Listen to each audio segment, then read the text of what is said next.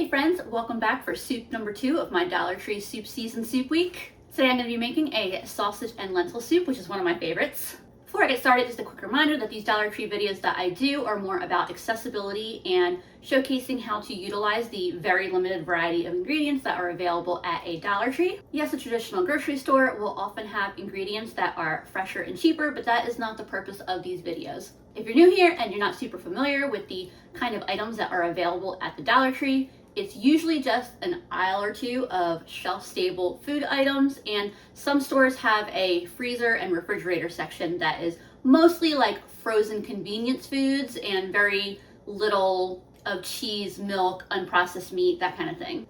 But these stores are often available in rural areas and food deserts where there may not be a whole lot of other options, especially if you don't have transportation. So some of the ingredients are ingredients that you wouldn't use. This is kind of a little bit of the background about why I'm choosing these types of ingredients. That out of the way, let's get right into the soup.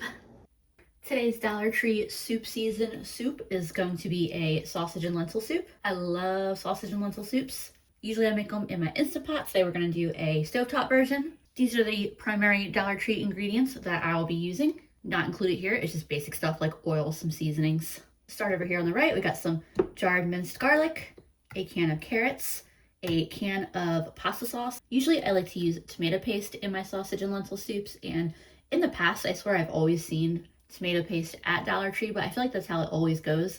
Like I see something at Dollar Tree all the time until I actually go to get it, and then it's not there anymore. My second choice over the tomato sauce was going to be the tomato bouillon. So it's this exact same bouillon, but it's a tomato and chicken flavored. I literally just saw that there maybe a week or two ago, and not when I went shopping for this stuff. But that's okay. We'll just try to make do with some tomato sauce. Also have a can of diced tomatoes. All the Dollar Trees near me frequently carry the Muir Glen brand here, which is nice because if I'm going to pay $1.25 for a single can of diced tomatoes, it's nice when it's a good brand. I have a pound of sausage. They carry this frozen in the refrigerated section. These things are $5 at my local Dollar Trees, which is a lot for my area for a pound of ground sausage. And I'm going to spread this across 2 meals, so I'll be using half of it. Also have a 12-ounce bag of lentils. Unfortunately, shrinkflation has hit Dollar Trees. Various beans. These used to be 1-pound packages. Now they're all 12 ounces. Still $1.25. I have some cubed chicken bouillon. Dollar Tree also does sell quarts of chicken, beef, and vegetable stock. A small jar of Parmesan cheese and a bag of pepper stir fry. To start off, I have my big enameled cast iron soup pot. I got this at Aldi. I had some people asking me where I got my enameled cast iron. It's just Aldi's house brand Crofton. They don't sell it year round. They carry them just a few times a year, usually just for a week and just for whatever they have in stock. Some stores they go really quick, some stores they last a little longer. But if you have an Aldi near you, they always have their preview ad where they show their Aldi Finds items that are going to be out the next week. And so you can scope out that preview ad week to week, so that way you have a heads up of when these will be in stores if you're looking for them. They're super reasonably priced, like 25 or 30 bucks this one cost. But I just added some oil to the pot and I'm going to heat that up. So I've been living with the pepper stir fry mix for my last couple videos, and I actually do love the pepper stir fry mix. But the problem is that I've been using it as a substitute for their seasoning blend. This and the seasoning blend may have been my favorite frozen vegetable items that they sold. So obviously this is onions and peppers, and then the seasoning blend was onion, celery, parsley. It might have had peppers too, but the celery made a big difference, and it was like finely chopped up. Like it was perfect for starting almost any dish where you would want to saute some veggies at the beginning. But since we are substituting here, we're just going to make do. Funny, I see so many peppers, and it's actually mostly the onions that I'm interested in. This is a steamable bag, but I'm not planning on using all of these for this. Normally, I feel like they short me on peppers, and it's a lot of onions. This bag is almost entirely peppers.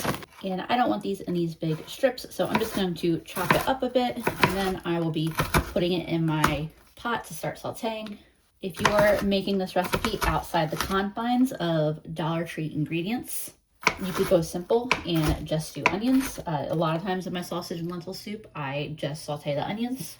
You could do onions and celery for a more enhanced flavor profile, or you can go for the full trifecta, do onions, carrots, and celery. I pretty much always like to add carrots to my sausage and lentil soup, but when I'm cooking them in the Instant Pot, I usually just skip the step of sauteing them. In this case, my canned carrots are already pretty soft, so I'm not going to bother starting them with the onions and peppers here. So that's about what I was aiming for, and I'll get these in my pot. And just in case it doesn't come across obvious on camera, because I had like at least 4 people in one of my last videos give me the tip, which is a great tip, to make sure that I'm using the back of my blade when scraping things off my cutting board and not the blade, the sharp blade portion, because it dulls your knife. But the thing is, in every single shot in that video, I was using the back. So I think it really must not necessarily come across on video, but that's what I'm doing. Like, I had to go back and watch because I was starting to feel crazy. My pot is actually heated up now, and so these are sizzling away. Most of the frozen veggies will like release a lot of water at first. It just is kind of like a byproduct of them being frozen. But very quickly, that excess water will evaporate, and then they start sauteing normally. I'm gonna start cooking my sausage. And with the veggies, I think I mentioned that I'm planning to use half of the sausage in this meal and half in another. If I didn't, surprise, I'm using half of it. So I'll add half now, and then the other half I will package up and put back in the fridge. On the one hand, it's kind of nice that they carry a mainstream brand of ground sausage. On the other hand, I miss them carrying the Farmer John's brand of sausage, because I used to get 7 ounces for $1.25 versus this 16 ounces for $5. Like, if they sold a 16 ounce of the Farmer John's sausage for like $3 or even $3.50, that would be pretty nice. While my sausage finishes cooking, I'm gonna cut my carrots up into smaller pieces. No particular reason other than I want them in smaller pieces. All right, y'all, that way as well, where you like the same vegetables to be different sizes in different soups depending on what the soup is. Like in my potato soup, I like big chunks of carrots, like even bigger than what I had in the potato soup yesterday, like that these chunks are. But then in my sausage and lentil soup, I like them to be in like little pieces like this. And then same thing like in curry, I like them to be in little pieces like this. But in something like a beef stew, I want big chunks of carrot. Those are all cut up, and it's time to get some garlic added to my sausage and veggies. Make a little well in the center here for my garlic to go. Since jarred garlic isn't nearly as potent as the fresh stuff, we'll get a nice big dollop in there, and I'll let this cook for a couple minutes till it starts to get toasty and fragrant. I stirred this all together and let it cook for another minute together. I'll get a little bit of red pepper flakes in here, some pepper, and some of that ultimate garlic seasoning that I got. Stir that all together real quick.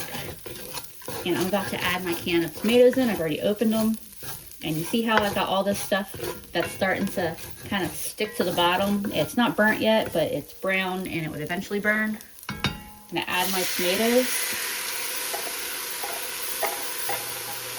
And the liquid from the tomatoes is gonna help deglaze the pan. So I'll just keep scraping the bottom with that liquid, and it's all coming right up. And that is just flavor that is integrating in with what will become my soup. So we get no burning on the bottom of the pot and more flavor in the soup. So I'll start out here by adding about 4 cups of water, as well as 2 of my bouillon cubes, and I'll let this heat up and come to a low boil and let those bouillon cubes mix in. My pot is just on the verge of a boil here. If you saw me struggle with the bouillon cubes a little bit in my Dollar Tree Thanksgiving video, that was 100% user error. They dissolve really nicely in actually hot water. We've got a really delicious looking soup already. So from what I can tell, around 3 ounces of sauce would be the substitution equivalent of 1 tablespoon of, or 1 ounce rather, of tomato paste. So this 24-ounce can theoretically would be the equivalent of like 8 ounces of tomato paste. I usually use half a can or 3 ounces when I make my sausage and lentil soup. So I'm not gonna just go crazy and dump the whole can in. I'm just gonna do like a portion of it, and I can always add more is the thing. And whatever I don't use will still get used up in another meal, another soup probably. And the soup doesn't require tomato paste. It's just a preference of mine, as I like to put tomato paste in, just FYI. I'll get my carrots added in now too.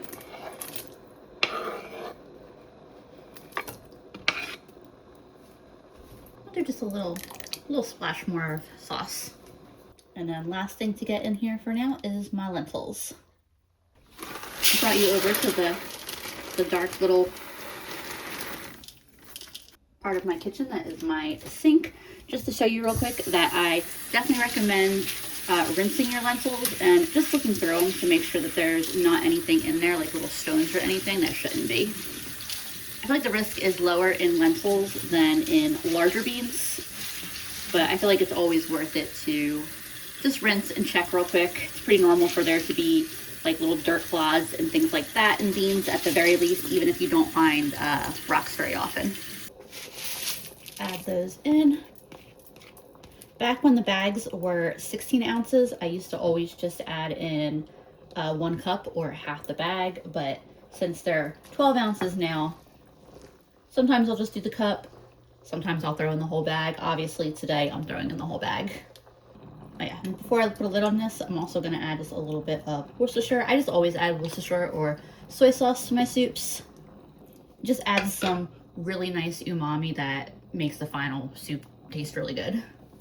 I'll lower the heat on this so that way it stays at more like a simmer. It doesn't need to be a rolling boil covered in this pan with the heavy lid on. And I'm gonna cook this for at least 30 minutes. I'm gonna set a timer for 30 minutes and I'll check it at that point. My 30 minutes is up. I'm gonna pop the lid off here and see where this is at, whether I want to eat it now or put it back in for another like 15 minutes or so. By the way, I didn't mention this before I walked away, but I did open this a couple times during the cooking process and give it a quick stir. That just helps to make sure stuff isn't gonna like start sticking to the bottom. I take it you like the smell? That smells so good. Okay, so I'm gonna give this a taste and see how done my lentils are. Flavor is really delicious. I'm gonna let these cook for just a little bit longer. I'll check them again in another 10 or 15. 20 minutes later, you can see that these are really plumped up and absorbed a lot of that liquid. I'm gonna add just another cup of water in there to like loosen things up a little bit, because we were getting at the point where we had some really delicious lentils, but not much of a soup. It was a little bit too not liquidy to really be considered a soup at that point, it felt like. And I'll add another bouillon cube in here if I need it, to go with that 1 cup of bouillon that I just, or 1 cup of water that I just added. Those big cubes that I use are for 2 cups of water, but I also have little 1 cup cubes that I have also gotten from the Dollar Tree. And lentils are a lot more tender now. I don't think I need to add that extra bouillon though. I'm just adding in a little bit of onion powder and just a little bit of salt. But I think this is pretty much good. Yep, that's perfect. I got myself a nice hearty bowl of soup here. I'm gonna peel the seal on my grated Parmesan here. And one thing to know, while this isn't the best quality of grated Parmesan, I'd say it's typically even a step down from the other green lidded stuff, the Kraft. However, this one is Parmesan cheese. Dollar Tree also carries a larger jar. I do not recommend that one, despite it seeming at like surface level like a better deal, maybe a better value. It is mostly cheese flavored starch rather than actually dried cheese. And while this has a little bit of starch in it to prevent clumping, it is actually Parmesan cheese that is the first ingredient. This batch actually smells pretty good. Like, we'll see how it tastes. You know, the color's a little bit darker than I'd usually expect with my powdered Parmesan, but the smell is actually pretty good. Cheers. Parmesan on top, definitely very good. Adds a nice little like nuttiness almost to it. And that was our dinner of sausage and lentil soup. Aside from being really delicious, that one made a lot of servings. The potato soup, we barely had any left after we ate dinner. This one, we all ate hearty bowls of it, and we will have it for lunch tomorrow. And there could even be a serving left after that. There's a reason that the soup stays on my go-to list of cheap, easy soups to make. I hope y'all enjoyed hanging out with me while I cooked up some soup. I appreciate y'all so much, and I will see you again soon.